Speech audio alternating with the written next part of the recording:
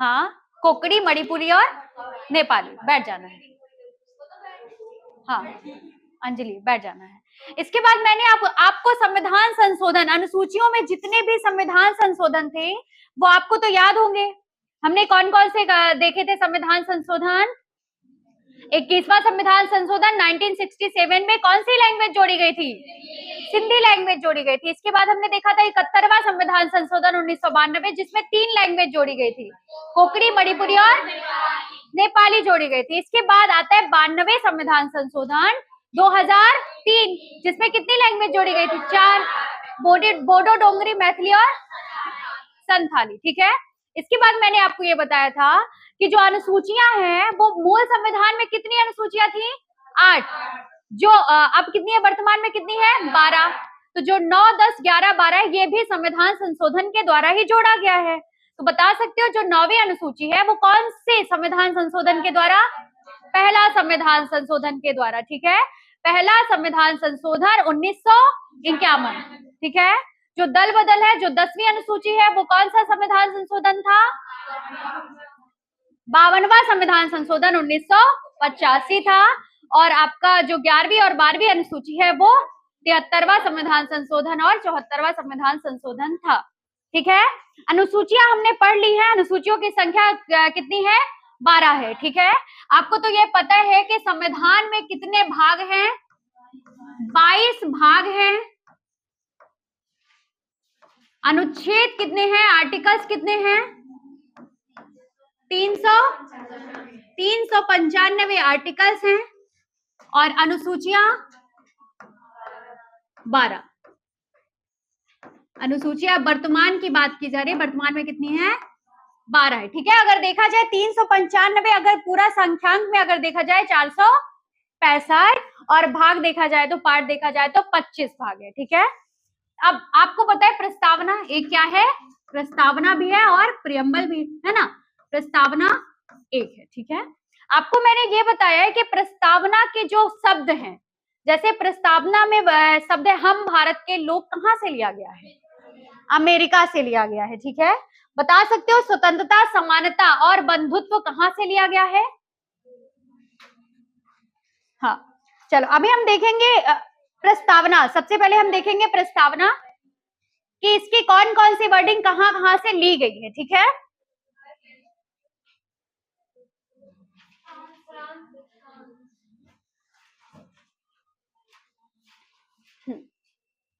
देखो ध्यान से देखना है, ये है हमारा प्रियम्बल, ये है आपका प्रस्तावना। ठीक है। जिसे और क्या कहा जाता है? उद्देशिका। सबसे पहले तो आपको ये पता होना चाहिए कि संविधान सभा की जो कौन सी बैठक थी जिसमें जवाहरलाल नेहरू ने उद्देश्य प्रस्ताव पेश किया था? 13 दिसंबर 1946 को 5वीं बैठक हुई थी जिसमें जवाहरलाल नेहरू ने उद्देश्य प्रस्ताव पेश किया था, जिसका परिवर्तित रूप बाद में क्या बना? प्रस्तावना बना। उसी को क्या कहा जाता है? उद्देशिका कहा जाता है, प्रियम्बल कहा जाता है। देखो आप यहाँ पे वर्ड देख रहे हो, समाजवादी पंथ निरपेक्षता, देख रहे हो कि नहीं? इसमें लिखा हुआ है हम भारत के लोग भारत को एक संपूर्ण प्रभुत्व संपन्न समाजवादी पंथ निरपेक्ष लोकतंत्रात्मक गणराज्य बनाने के लिए उसके समस्त नागरिकों को सामाजिक, आर्थिक, राजनीतिक न्याय, विचार, अभिव्यक्ति, विश्वास, धर्म और उपासना की स्वतंत्रता, प्रतिष्ठा और अवसर की समता प्राप्त कराने के लिए उन सब व्यक्ति की गरिमा और राष्ट्र की एकता, अखंडता सुनिश्चित कराने वाली बंधुता बढ़ाने के लिए दृढ़ संकल्प होकर अपनी इस संविधान सभा में आज तारीख 26 नवंबर 1949 को एतद्वार इस संविधान को अंगीकृत, अधिनियमित और आत्मार्पित करते हैं। मतलब आपको तो ये पता है कि संविधान का निर्माण कब हुआ था? 26 नवंबर 1949 को। इसमें डेट लिखी हुई है 26 नवंबर 1949 को ये हम समर्पित करते हैं संविधान को। ठीक है। जिसमें आप ये वर्डिंग देखते हो समाजवादी पंथ निरपेक्ष, देख रहे हो समाजवादी पंथ निरपेक्ष, जो आप वर्डिंग देख रहे हो यहाँ पे, ये समाजवादी और पंथ निरपेक्ष और अखंडता, ये लिखा हुआ है अखंडता। ये आपका 42nd कॉन्स्टिट्यूशनल अमेंडमेंट 1976 के द्वारा जोड़ा गया है। 42वां संविधान संशोधन 1976 के द्वारा जोड़ा गया है। ठीक है। इसके बाद ये जो हम भारत के लोग वर्ड ये कहां से लिया गया है? अमेरिका से लिया गया है। इसके बाद मैंने आपको ये बताया था कि रूस से कौन कौन सी चीजें ली गई है प्रस्तावना में? न्यायिक आदर्श और मूल कर्तव्य। ठीक है, तो देख सकते हो प्रस्तावना में न्यायिक आदर्श, सामाजिक, आर्थिक और राजनीतिक न्याय कहां से लिया गया है? रूस से लिया गया है। इसके बाद बता सकते हो कि फ्रांस से क्या लिया गया है? स्वतंत्रता, समानता और बंधुत्व। कौन कौन सा? स्वतंत्रता, समानता और बंधुता कहां से ली गई है? फ्रांस से लिया गया है। ठीक है, बता सकते हो हम भारत के लोग कहां से लिया गया है? अमेरिका से। समाज, आपको पता है समाजवादी, पंथ निरपेक्षता और अखंडता कौन सा कॉन्स्टिट्यूशनल अमेंडमेंट था? 42वां संविधान संशोधन 1976। ये सामाजिक, आर्थिक और राजनीतिक न्याय कहां से लिया गया है? रूस से लिया गया है। रूस से लिया गया है। इसके बाद आता है स्वतंत्रता, समानता और बंधुत्व कहां से लिया गया है? फ्रांस से लिया गया है। ठीक है, चलो तो हम यही लिखेंगे प्रस्तावना में। सबसे पहले हेडिंग डालना है आपको प्रस्तावना। प्रस्तावना, प्रस्तावना में जो वर्डिंग है आपको ये पता है, समाजवाद, समाजवाद,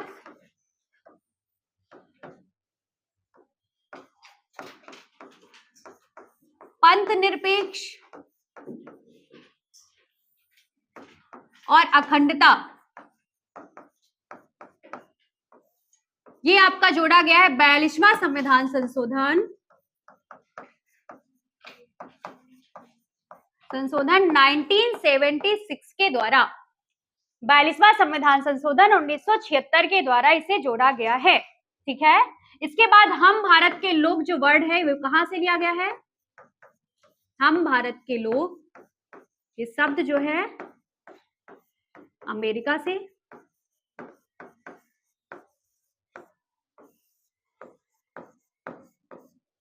इसके बाद स्वतंत्रता, समानता, स्वतंत्रता, समानता और बंधुत्व कहां से लिया गया है? ये फ्रांस से।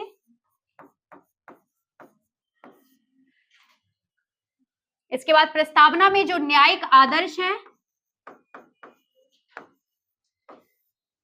सामाजिक, आर्थिक और राजनीतिक न्याय, न्यायिक आदर्श कहां से लिया गया है? रूस से लिया गया है। ये आपको लिखना है, ये लिखना है। ठीक है,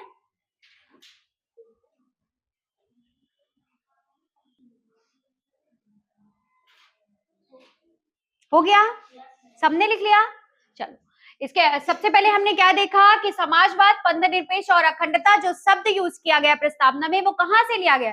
42वां संविधान संशोधन 1976 के द्वारा। और हम भारत के लोग अमेरिका से। स्वतंत्रता, समानता और बंधुत्व फ्रांस से। और न्यायिक आदर्श कहां से लिया गया है? रूस से लिया गया है। ठीक है, इसके बाद हम देखेंगे भाग। आपको पता है कि संविधान में टोटल कितने पार्ट्स हैं? 22 भाग है। ठीक है, पहला भाग क्या है? आपने पूरे के पूरे 22 भाग लिखा होगा। ठीक है, सबसे पहले आपको हेडिंग डालना है भाग, पार्ट। 22 भाग है, आपको पहला भाग लिखना है, पहला पार्ट लिखना है।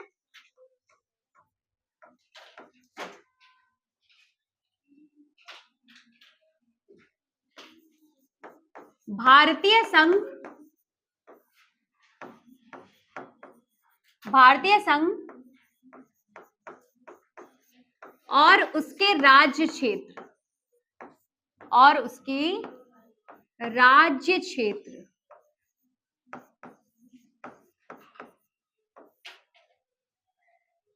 ठीक है, आपको ये पता है कि जो पहला पार्ट है उसमें टोटल कितने आर्टिकल्स आते हैं?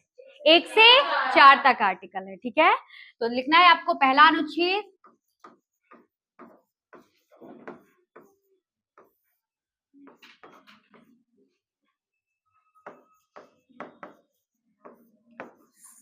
संघ के नाम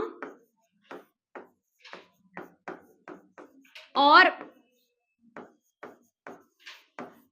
राज्य क्षेत्र।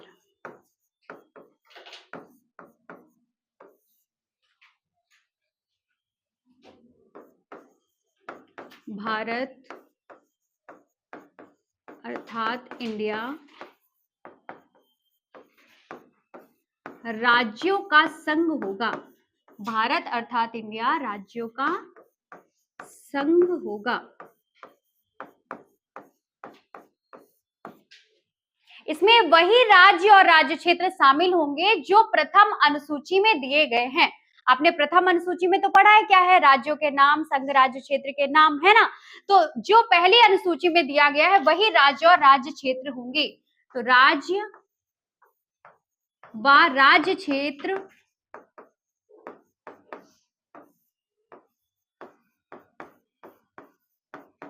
वही होंगे जो प्रथम अनुसूची में। वर्तमान में बता सकते हो कितने राज्य और केंद्र शासित प्रदेश हैं?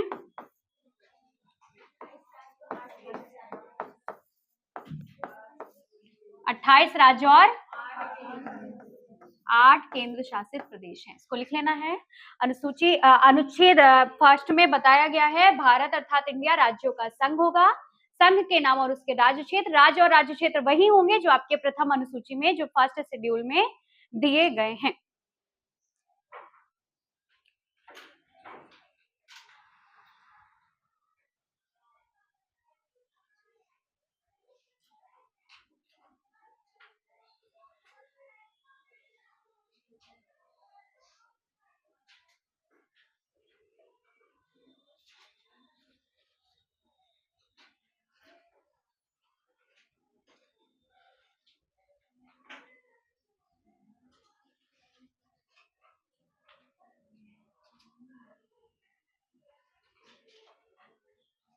लिख लिए।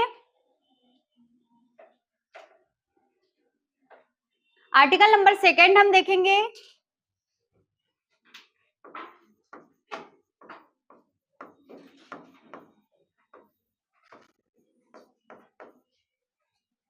नए राज्यों का प्रवेश, नए राज्यों के प्रवेश व स्थापना। नए राज्यों का प्रवेश व स्थापना किसके द्वारा, कौन करेगा नए राज्यों का प्रवेश और स्थापना? तो आपको ये याद रखना है, संसद विधि द्वारा। कौन सी विधि द्वारा?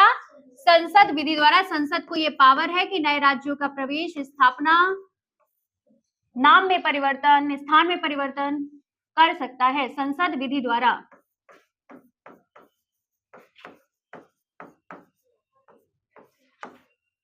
संसद विधि द्वारा नए राज्यों का प्रवेश व स्थापना। ठीक है। आपको ये पता है कि सिक्किम पहले एक अलग देश था, पता है आपको?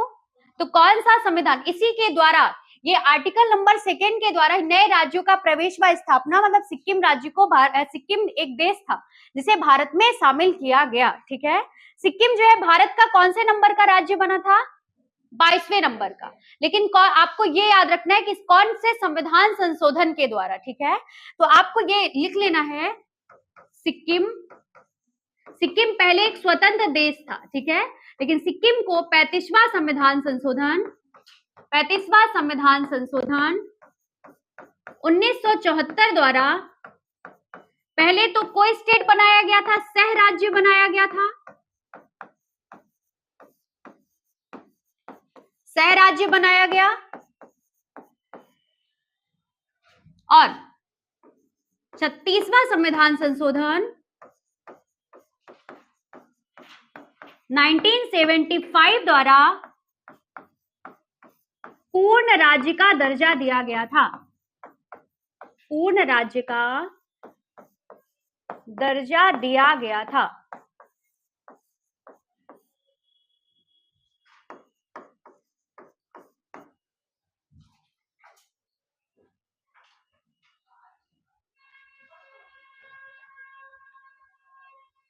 सिक्किम राज्य की स्थापना 16 मई 1975 को हुई थी। आपको लिख लेना है 16 मई 1975 को, और यह भारत का 22वां राज्य बना था। 22वां राज्य बना था।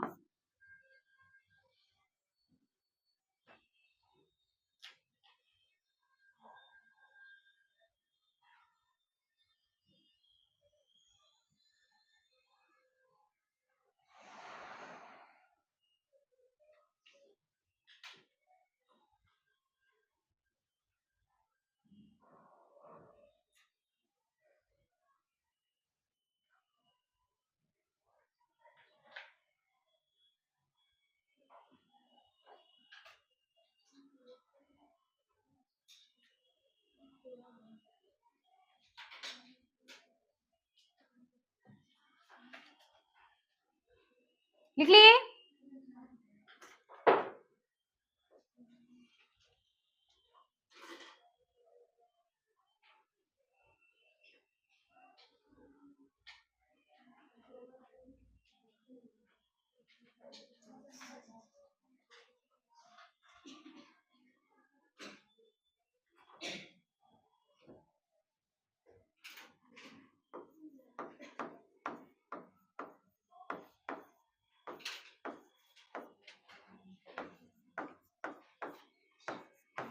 नए राज्यों का निर्माण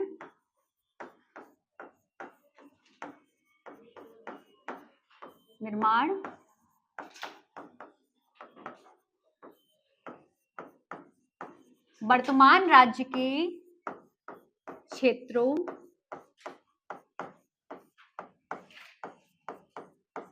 सीमाओं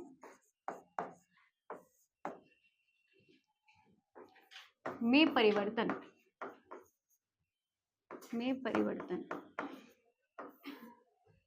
और नाम भी लिख सकते हो, और नाम में परिवर्तन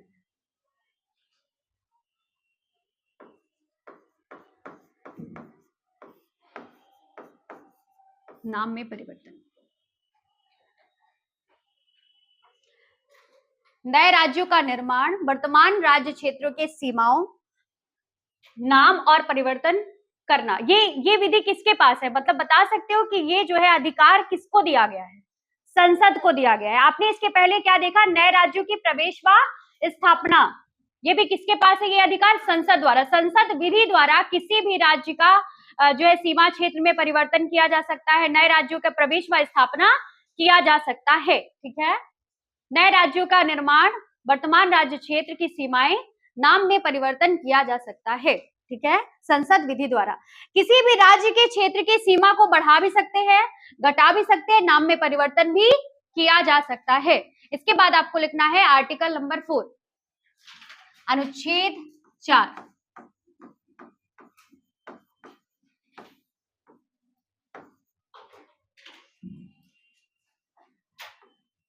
अनुच्छेद 2 या अनुच्छेद 2 व 3 में जो कानून बनाए जा रहे हैं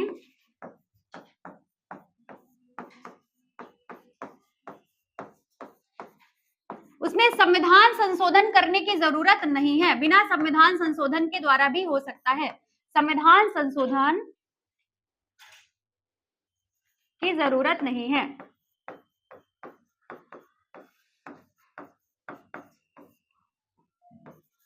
मतलब ये विशेष बहुमत द्वारा नहीं, साधारण बहुमत द्वारा भी इसे पास किया जा सकता है। ठीक है,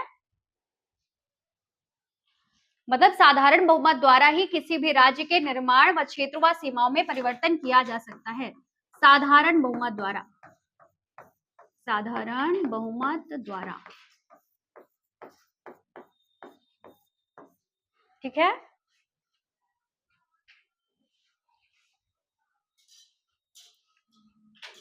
लिख लिए? चलो देखते हैं। हाँ, सबसे पहले पार्ट 1 में हमने क्या देखा? भारतीय संघ और उसके राज्य क्षेत्र, जो कि किसमें आर्टिकल्स कितने हैं यहाँ पे? 1 से लेकर के 4 तक आर्टिकल है। आर्टिकल नंबर 1 में क्या बोला गया है कि भारत अर्थात इंडिया राज्यों का संघ होगा। राज्य व राज्य क्षेत्र वही होंगे जो आपके फर्स्ट शेड्यूल में है, जो आपके प्रथम अनुसूची में वर्णित किए गए हैं। ठीक है, इसके बाद आर्टिकल नंबर 2 में नए राज्यों का प्रवेश व स्थापना। नए राज्यों का प्रवेश व स्थापना कौन करेगा? संसद विधि द्वारा करेगा। और जबकि आपको पता है कि जो सिक्किम राज्य है पहले एक स्वतंत्र देश था। 35वां संविधान संशोधन 1974 के द्वारा इसे को स्टेट का दर्जा दिया गया था, सह राज्य बनाया गया था। और 36वां संविधान संशोधन 1975 के द्वारा इसे पूर्ण राज्य का दर्जा दिया गया था। इसकी स्थापना कब हुई थी? 16 मई 1975 को हुई थी। और सिक्किम जो है भारत का कौन से नंबर का राज्य बना था? 22वें नंबर का राज्य बना था। ठीक है, इसके बाद अनुच्छेद 3 में है नए राज्यों का निर्माण। और जो वर्तमान में राज्य हैं उनकी सीमाओं और क्षेत्रों और नाम में परिवर्तन करना, किसके द्वारा? संसद विधि द्वारा। इसके बाद आर्टिकल नंबर 4 में दिया गया है कि अनुच्छेद 2 और 3 में जो भी परिवर्तन किया जाएगा, जो भी कानून बनाया जाएगा, वो बिना संविधान संशोधन के द्वारा भी हो सकता है। मतलब विशेष बहुमत द्वारा नहीं, साधारण बहुमत भी द्वारा भी ये चीज किया जा सकता है। आगे समझ में। इसके बाद आपको लिखना है देशीय रियासतों का एकीकरण। देशीय रियासतों का एकीकरण, हेडिंग डालना है देशीय रियासतों का एकीकरण। देशीय रियासतों का एकीकरण।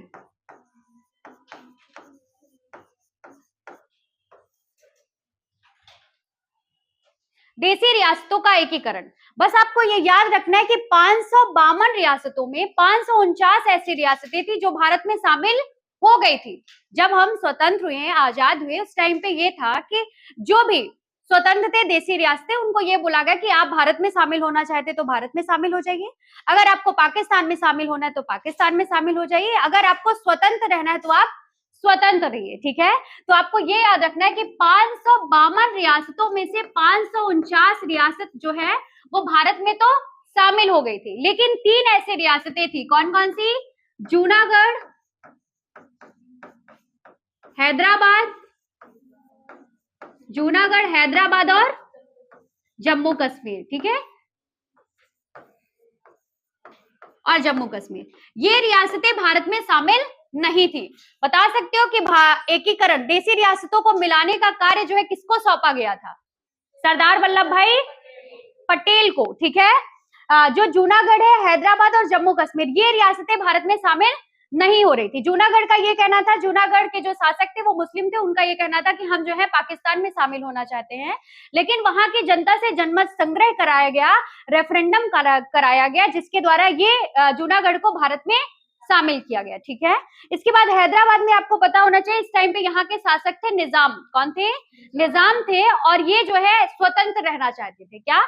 स्वतंत्र रहना चाहते थे, और इस वजह से यहाँ पे एक ऑपरेशन चलाया गया, ऑपरेशन पोलो, सैन्य कार्यवाही की गई, ऑपरेशन पोलो चलाया गया और हैदराबाद को भारत में शामिल किया गया। ठीक है, इसके बाद जम्मू कश्मीर के बारे में तो आपको पता है कि जम्मू कश्मीर ना तो भारत में शामिल होना चाहता था, ना ही पाकिस्तान में, ये स्वतंत्र रहना चाहता था।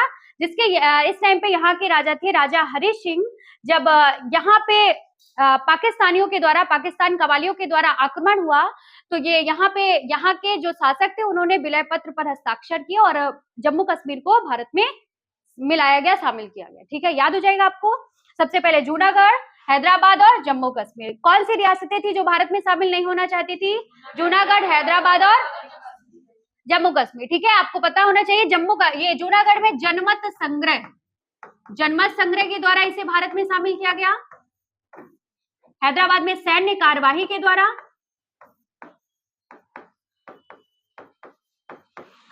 द्वारा, ऑपरेशन पोलो चलाया गया था,